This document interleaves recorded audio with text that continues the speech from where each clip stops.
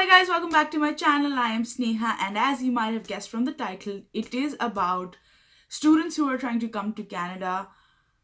If they have a lot of backlogs, will they get a visa? So I thought that I will shed some light on it. So all the things that I'm going to tell you now are just like my knowledge and from the experiences that I've heard and from the experiences that I've come across all this while. So I'm just telling you whatever I know of. I am not from the Canadian Embassy, so I cannot tell you surely what is going to happen, but I can tell you some factors on which it depends. So if you have a lot of backlog, let's say 10, 12, 14, that is a lot of backlogs, and that is where you need to think if you want to apply for a visa or no. So starting off, when I went to consultancies and they used to ask me, do you have any backlogs? And I used to say no. And they used to be like, okay, fine. Even if you had 4 or 5 backlogs, it's okay, but not more than that. Some places they even asked me if I have backlogs. So I said no. And they were like, okay, fine. Two backlogs are okay, but not more than that, because universities don't accept backlogs, or visa doesn't get approved if you have a lot of backlogs. So what I have come across is that it does not matter how many backlogs you have. It is sheer luck when it comes to getting your visa from the Canadian Embassy. Believe me on that. Even if you have the best of profile, they can reject you for no reason at all. And they won't even mention the reason. They will just put it in the others section of the reasons.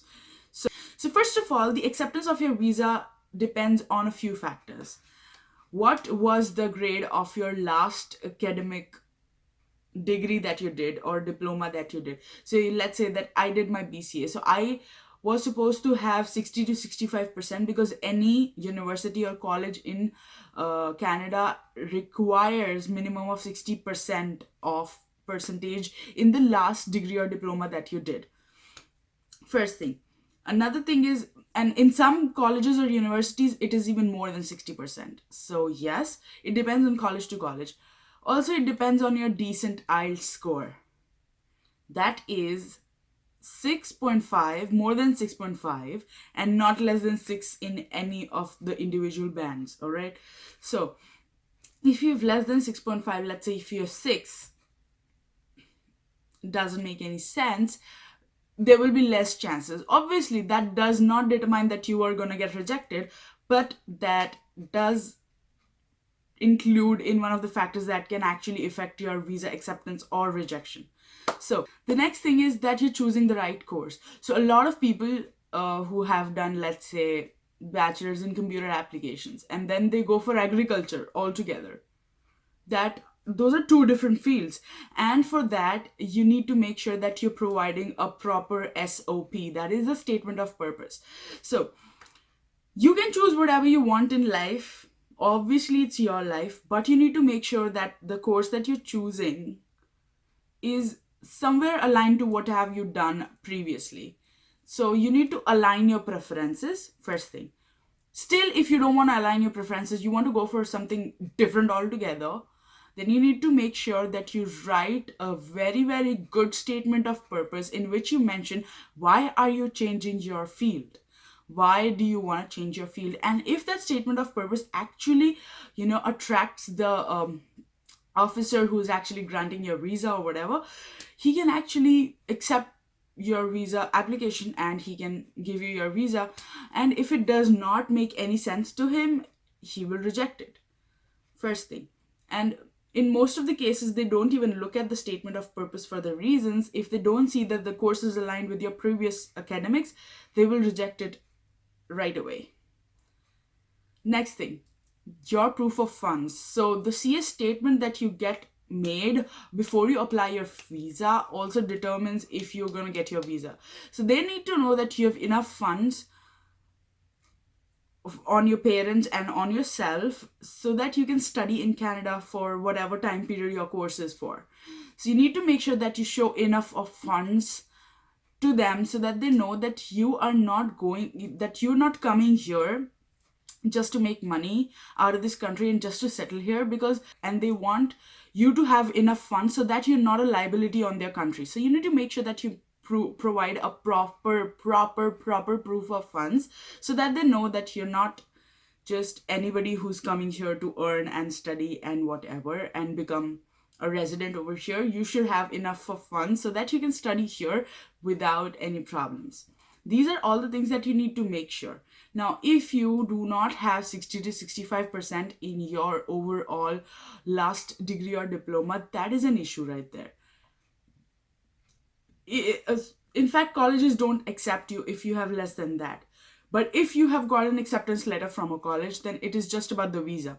You need to make sure that you provide enough proof that there was some reasons, whatever reasons, because of which you were not able to study and you had really poor grade or whatever, but you have done good previously. You need to show all of the proofs and also write all of that in your statement of purpose very, very clearly, so that they know that there was a specific reason for you to not pass with 60% or more than 60%. And backlogs, people do get rejected because of the backlogs. They do give a reason of poor academic score or whatever, but you know what, it's sheer luck. It does not matter if you have a lot of backlogs, because I have seen a case where there was a girl who had like 95% and everything, and she got her visa rejected just because she had bad score. And I did not get how can she have a bad score when she has 95%. So it's just sheer luck. Their method of acceptance or rejection of visas is purely fictional. Nobody knows where it comes from. Nobody knows on what basis they accept or reject the visas. But don't worry, even if you get your visa rejected, you can put your visa again for renewal, and you can put the necessary documents that they ask for in the reasons that they have stated. Don't worry, just provide the documents. Just make sure that you clear your part with them, and you might get your visa. Even if you have 20 backlogs, if you convince them with your statement of purpose and all of the proof of funds and everything, they might accept your visa. And there's a possibility that if you do not have any backlogs and you do not show them enough funds, or you don't show them your intention to come back to your country, they might reject your visa. So it is just purely luck when it comes to getting your visa accepted or rejected for Canada as a student. And also, that's it. So just that's it. That is how they determine if you can get your visa accepted or rejected. That is how it is. But you just need to make sure that you have good academic score, your course is aligned with what you've done previously, you have good proof of funds, you have an intention to come back, and a decent IELTS score. And if you have all of this, go ahead. Even if you get your visa rejected, it's not the end of the world. You can review it again by providing the necessary documents that you need to, and then get it reviewed and get your visa accepted the next time. It's totally fine. It's not the end of the world. So just be motivated. Go ahead, go file your visa, because it's worth giving a shot. So yes, I hope you guys liked this video, and if you did, then please do not forget to give this video a big thumbs up, and also subscribe to my channel, and I'll see you guys next time with my next video. Bye.